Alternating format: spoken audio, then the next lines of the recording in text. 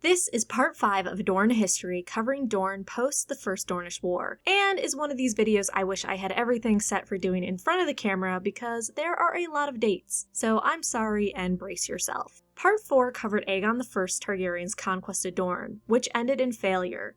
The war between them was finally ended in 13 AC with a peace treaty between the Iron Throne and Dorne. This peace treaty would actually last for some time. Though Dorne was at peace with the Iron Throne, they did occasionally take sides in conflicts involving Westeros. And also, the peace treaty didn't stop Dornish raiders from descending from the Red Mountains to plunder the lands to the north and the west. The first big event after the First Dornish War between Dorne and the Iron Throne was the Vulture King, and though I'm including this as the first bigger incident other than the raids on the Marcher lands, this event isn't exactly between Dorne and the Iron Throne, but between a Dornish outlaw and the Iron Throne. Shortly after Aegon I died and his son Aenys I came to the throne in 37 AC, a few rebellions throughout Westeros stirred.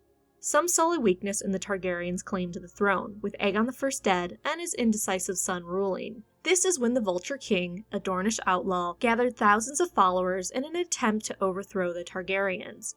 And while it wasn't specifically Dorne leading this rebellion, the Princess of Dorne, Daeron I, did turn a blind eye to the Dornish outlaws' violent uprising. This led to thousands more joining the Vulture King until he had almost 30,000 men. And if you watch Dorne Part 4, you know Orys Baratheon has some not nice feelings for the Dornish, since they held him captive for years and then cut off his sword hand. When the Vulture King started accumulating victories against the Marcher Lords, Orys Baratheon finally decided to join the Marcher Lords against the Dornish outlaw. Orys would get his vengeance when he aided in crushing part of the Vulture King's forces and captured Lord Walter Will, whose father, Will of Will, had been the one who chopped off Orys' sword hand during the First Dornish War. Orys would chop off Lord Walter Will's hands and feet in payment for Lord Will's father's deeds. With the Vulture King successfully put down, Dorne and the Iron Throne would go back to mostly ignoring each other, except again the occasional raids on the rich green Marcher lands. The next big, I would say, nose-thumbing by the Dornish would happen during Viserys I Targaryen's rule. In 106 AC, Daemon Targaryen, King Viserys I's brother, and Corlys Velaryon sought to carve out a kingdom in the Stepstones. This angered the Triarchy, also known as the Three Daughters, that consisted of Myr, Tyrosh, and Lys, who had started to become a bit of a problem in general. Because of this, and also to keep Daemon out of other trouble, Daemon Targaryen's conquest of the Stepstones was funded by the current king of the Iron Throne and his brother Viserys I. So you can imagine when Prince Corin Martell sided against the Iron Throne and led the Dornish to fight on the side of the Triarchy, it was a bit of an FU to the Iron Throne. Eventually this war would end with Daemon Targaryen taking control of most of the Stepstones, which he would shortly forget about and move on to other things.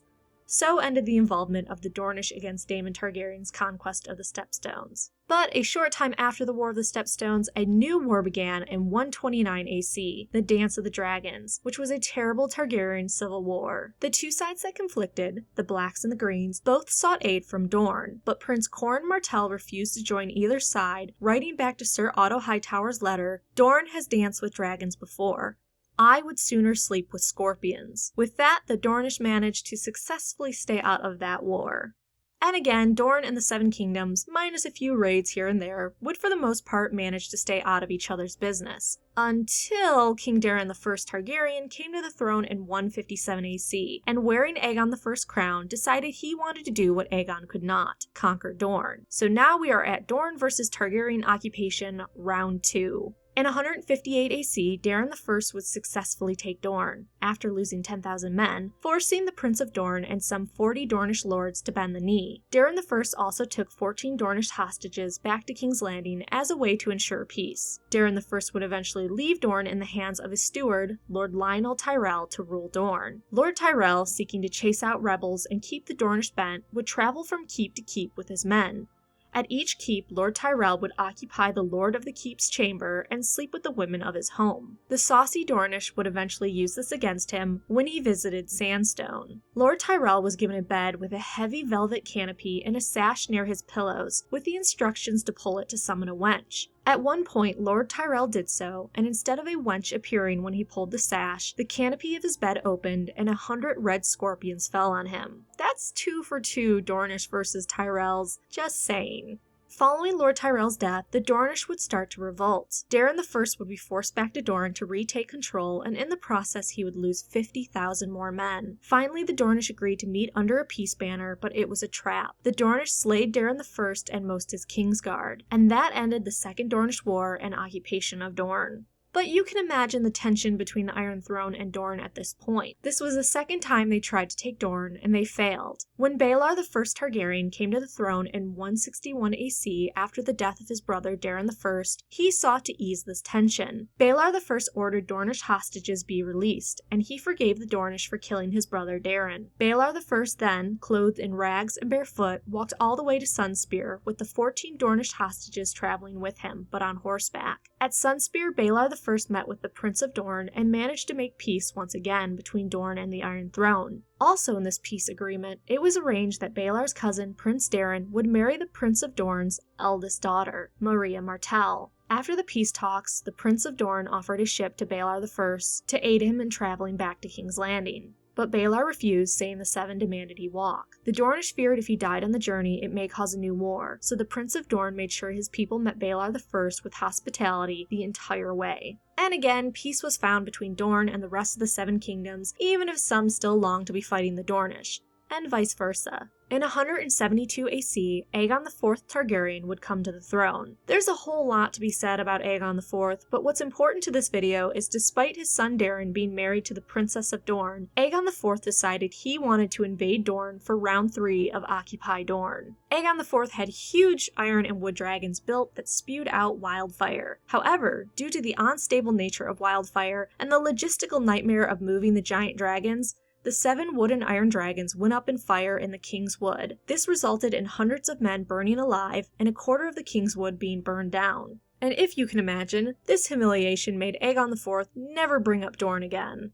After Aegon IV's death, his son Daeron II Targaryen would come to the throne in 184 AC. Daeron II put many wise and capable people on his council, and due to his marriage to the Princess of Dorne, Maria Martell, Dornish noblemen and women began to come to the court at King's Landing. Some of Westeros did not like the fact that a Dornish woman was now queen of the Seven Kingdoms, which in turn caused Dornish influence at the Iron Throne's court to increase. In 188 AC, Daeron II made arrangements to marry his wife's brother, Moran Martell, to his younger sister, Daenerys Targaryen. A fun side fact, Prince Moran Martell would build the water gardens for his Targaryen wife, Princess Daenerys Targaryen. The water gardens were built with beautiful colored marble, pools, and trees to help Princess Daenerys be free of the heat and dust of Sunspear. In these pools, their children and the other highborn children often played. One day when the sun was particularly hot, Princess Daenerys took pity on the children of the grooms, cooks, guards, and other servants, and allowed them to play in the pool with the highborn children. This started a tradition held to this day in Dorne, and a portrait of Princess Daenerys still hangs in Sunspear.